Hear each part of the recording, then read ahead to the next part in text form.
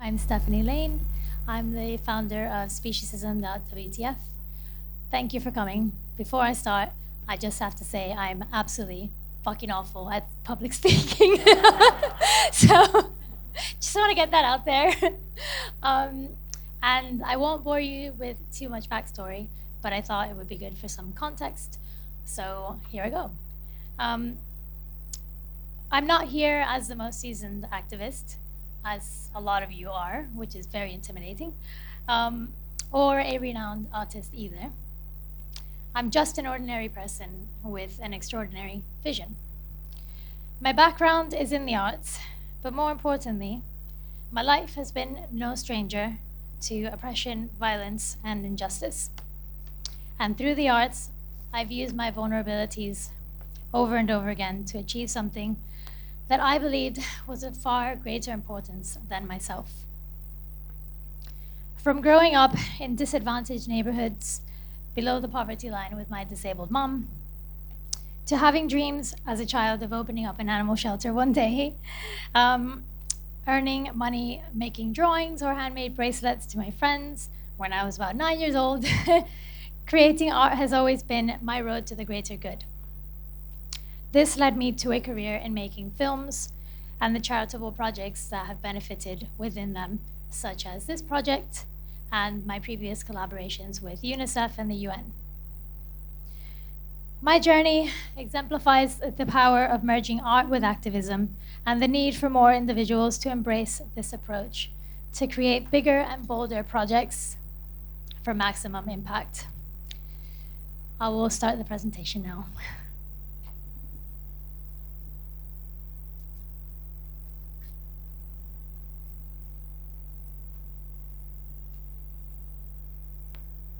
There's supposed to be sound here, by the way, I'm sorry.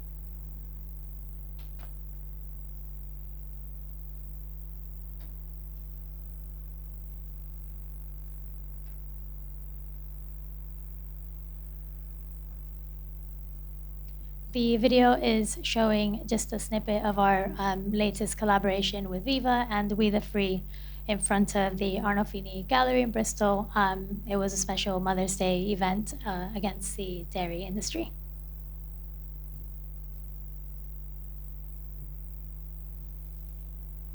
So, in under just 1 year, our billboard artwork has had over 2 million impacts in the UK. And the live installation works have taken place across 4 continents, as well as in front of 3 Tate museums in the UK. The project has garnered over 1 million organic views and engagements across socials, and in January 2024, the artwork depicting a farmed, milked woman was commissioned for a group exhibition at the Holy Art Gallery in London. The project is currently being curated into an exhibition during Berlin Art Week to open in September 2024. All of this by a virtual nobody. We all know how difficult it is to engage the public through traditional outreach. No one wants to be cold, and we are ignored over and over again, despite our vital and urgent messages for non-humans. We can reach the masses with our advocacy by leveraging the human behavior normalized in society to seek answers and critical thinking through the arts, where the public willingly bring themselves to be challenged and questioned by what they're seeing. The response to our live installations has been remarkable and more engaging than any other form of in-person outreach or activism that I have personally been involved with before. My only point here is that every single one of you has what it takes to use the arts to be more effective and more creative within the movement. Now more than ever, there are incredible tools at our disposal, some very easy to use, such as AI generative tools, which hacktivists just covered in their speech, which I don't know if a lot of you had a chance to see, but it was amazing. So I do recommend that you download their speech when it's available next week. Tools such as DALL-E, Midjourney, and Adobe Firefly, to name a few. So there's really no excuse to reject these advancements to amplify our message as abolitionists for non-human animals and their rights.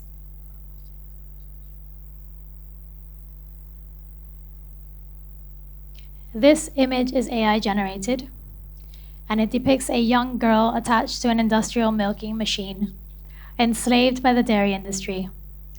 In a world where anyone can be commodified if seen profitable for a few, would there be anything unethical about breeding into existence, enslaving and forcibly impregnating females of our own species for the sole purpose of milk production?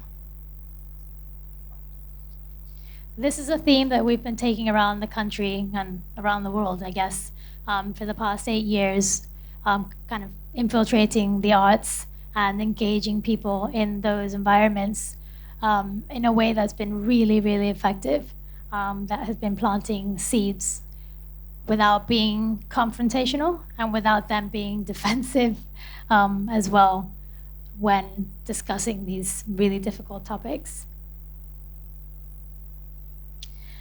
By harnessing the emotional impact of art, we can inspire action and empathy on a larger scale. Embracing what I like to call innovation for greater good in the creative realm, we can develop unconventional approaches that capture the public's attention and drive lasting change. Whether it's creating compelling digital art, generating persuasive messaging, or optimizing advocacy campaigns, AI can amplify our efforts and reach new audiences. In this way, we can supercharge our activism and bring about positive change at an unprecedented rate.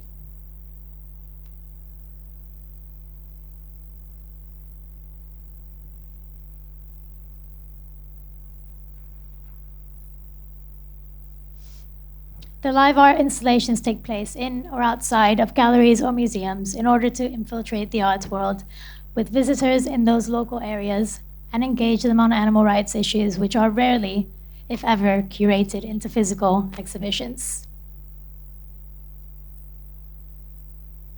Our latest collaboration, which I showed earlier, took place outside of the Arnolfini because they were opening an exhibition on motherhood, and it was curated by the Hayward Gallery and one of the top art curators in the country, and it didn't have a single artist mention non-human mothers and their plight, and it was a huge exhibition that's going to be touring the country, and that's why we decided it was important to be there and show this perspective, because like I said, you walk around the Tate, any art museum, there's not a single mention of animal rights across any of the artwork, which is why I've decided to change my career and focus on this only.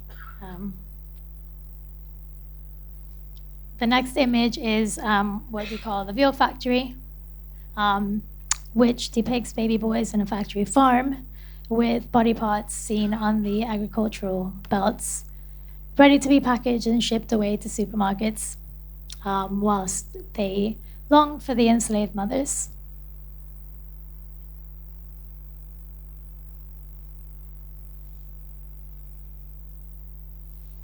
We're all familiar with artists who have been instrumental in challenging and shaping our cultural views. Banksy, who critiques capitalism, government surveillance, and social injustice. Ai Weiwei, the Chinese contemporary artist and activist who critiques censorship, government corruption, and human rights abuses in China and around the world. His fearless activism has inspired countless individuals to speak out against injustice. And of course, Guerrilla Girls, the anonymous collective of female activists and artists whose guerrilla tactics expose gender and racial inequalities in the art world and beyond. These artists, amongst many others, have used their creativity and courage to challenge cultural norms and inspire change, social change. Through their art, they have helped shape our understanding of society and our place within it. We need pioneers in this movement, people who are willing to do things differently, something that has not been done before. People who are willing to take huge risks.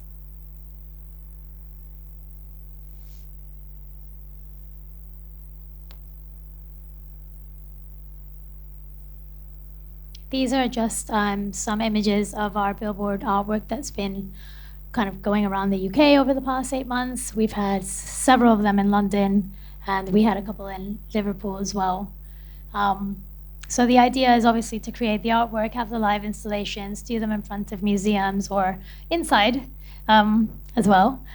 and also put the imagery up in billboard spaces as much as we can, just to kind of take back those spaces and again, influence opinion using the arts. This is just one of my favorite quotes, which I think is really relevant and something that I hope leaves here with you today. Culture is the arts elevated to a set of beliefs. Part of the reason why I feel so strongly that we should be using the arts in our activism is because it's undeniable that arts has the power to shape our views and shape culture. I don't feel that we're maximizing that as much as we can in the movement, and I definitely feel that everyone has the ability to do so. So it's just a matter of asking yourselves how you can incorporate art and all of these tech tools into your activism right now, and not be afraid to use them. In the human milk factory, our milk comes from women who have been bred into existence and, of course, for the sole purpose of milk production. But you can be assured that they had comfortable lives. I love my women and look after them as members of our own family with a high standard of welfare you can trust. So the sound is working. Good, I'm glad. I did have some Moby on there earlier, which would have been good, but... again, the installation has been kind of going everywhere. We've had it in different countries, several different countries. This is Jamie Logan, who a lot of you probably know, activist in New York, who took the installation to Grand Central Station because it was too cold to do it outside the MoMA in January.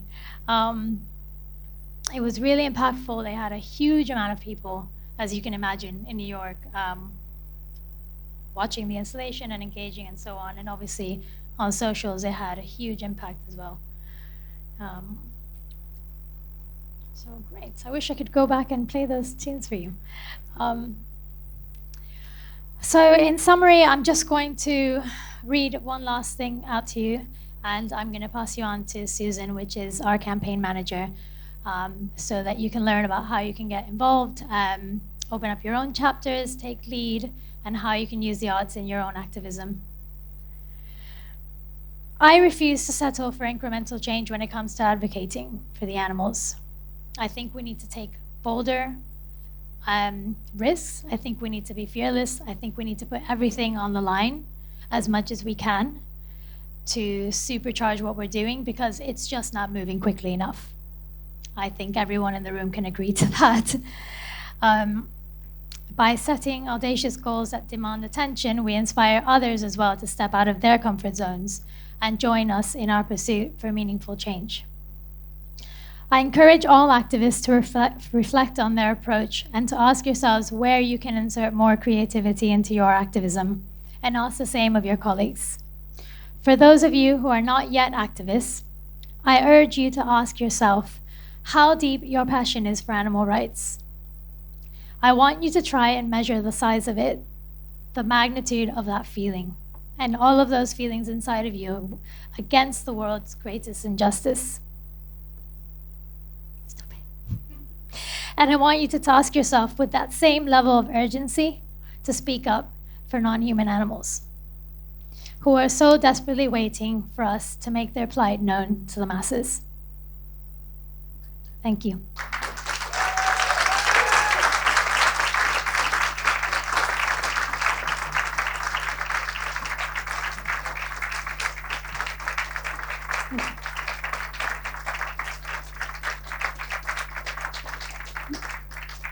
Thank you.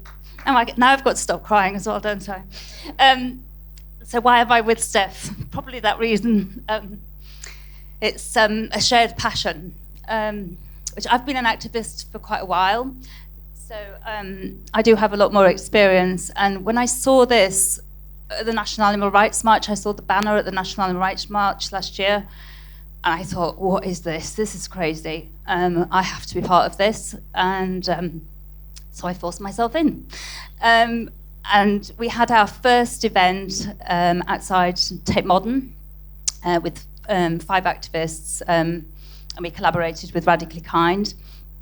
We had some sort of learning to do about how to present it, and I tried to help develop the farmer speech, which sort of narrates what's happening, so it explains to people why these women are standing there with half naked, with funnels attached to their breasts, and it was just it was really powerful, and people do stop and stare and wonder what on earth you're doing, and because it's an art installation, we don't get moved along. We're not protesters. So I was outside the Tape Britain, and the curators came out, and the guards came from outside, and we're on the steps, and I'm shouting the speech. You probably do. You do know that I'm the farmer, don't you? I'm now an artist. I'm a farmer. And he said, "What are you doing here? What are you doing here? We don't allow protesters." I said, "We're not protesters. Listen. We're an art installation." And he just didn't know what to make of us. So he stayed and he listened. And he gave me his artistic interpretation of what he was seeing, because that's what we do. Is we don't actually address animal agriculture. We want it to come from the people themselves. If it comes from inside yourself, that's when you change. You know, none of us would change if we're told to change. So there's the milked women, the farmer's speech, people listening, and we just ask. We just have outreaches that we call them art guides. And they say, how does this make you feel? What do you think the artist is trying to say? So it's just about the art. And guess what? Most people get it. Well, hopefully most people get it. We do have occasional ones that don't. I was doing my speech once, and somebody offered to invest in the business, human milk, 75p a litre. This really is the humane choice. And he was so taken by it, he wanted to offer to go into a business venture with me. And also I had another, in Liverpool, we were in Liverpool. It was sleet. In Liverpool, we've got naked women in sleet and snow by the water as well. It was absolutely freezing. The women were blue. They actually were blue with cold. And this shows the passion as well. It's no mean feat to take your clothes off and stand practically naked with blood and poo dripping down you. So all these people that are doing it have got the passion as well. And actually, they tend to come along with us to the next one. So they obviously are, it empowers them to do more. And also it's fun. I've digressed from where I was, but we had 5 girls in my camper van helping each other fasten tubes to their breasts, and they didn't know some of them didn't know each other beforehand, but by the end they were friends, and we need that as well. We don't, I've been to activism on a Saturday morning and got depressed by all the conversations I've had, and maybe one person's listened to me and I've been shouted bacon sandwich, and it doesn't happen like that. We inspire people. And it's motivating. This is how you keep activists going. This is how we stop them falling off the bandwagon. They stay with us, and also collaborating with other groups. So Juliette Galati actually asked me if we would collaborate with her, which I was overwhelmed by. And when we did the collaboration with We the Free and Viva, it was just so good. Because we were all coming from different angles. They said they'd had better outreach than they'd ever had, more conversations, because people were stopping and wondering what on earth we were doing, and then they were picking up on it.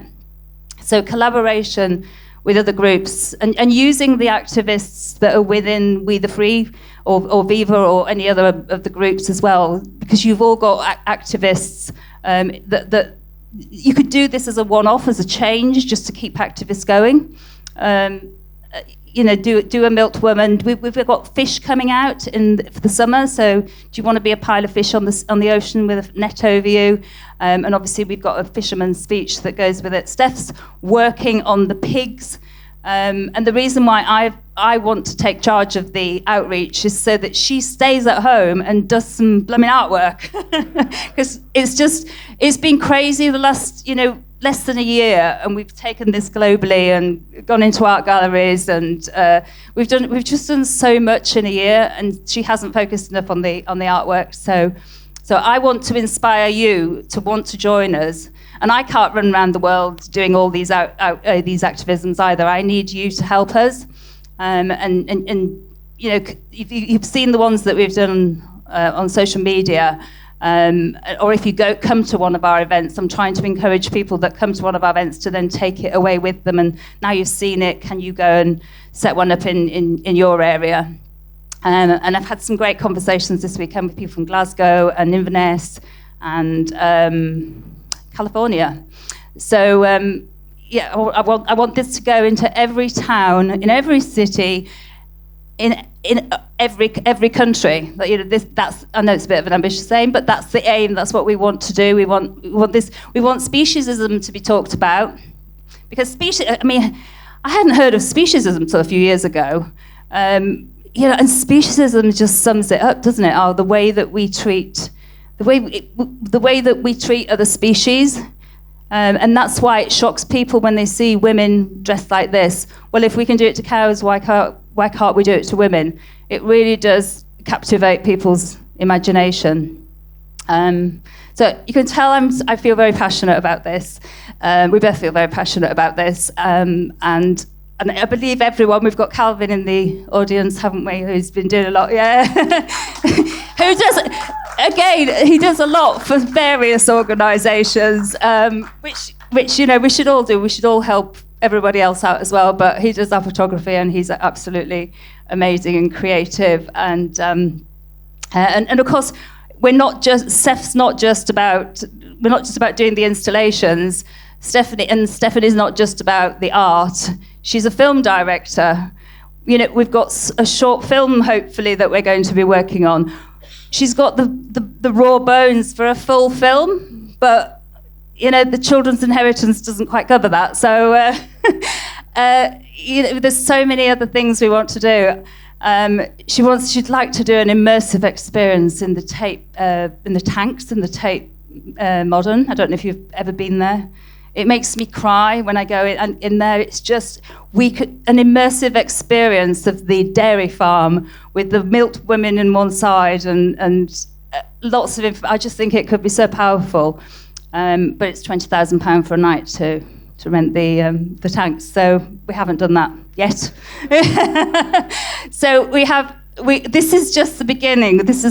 We are not just the milked women. We've got so much more up our sleeves to inspire you, and we hope to create a portfolio of things that you can do. So you don't just have to do the milk women. Maybe you want to do the fish, where we can have more male participation. Because unfortunately, you know, people keep saying to me, "Oh, I want to take part." Well, actually, there's not much of a role for you as a man, because you just get shot the first day you're alive. So, you know, you can't be a chicken in the egg industry. Sorry, no, you can't be a milked woman. You can't be a pig in a farrowing crate. You're not, you know, you're male. So it tends to makes it difficult, and we then have to use males as the guides. Anyway, I'm just seeing that my time. I talk too easily. I want to end there, and I want you to ask us any questions that you've got about anything. But I want us to collaborate. I want us all to work together, and I want you to help us make this something really big and something special, and make a difference. The difference that I believe we can do. Okay, thank you.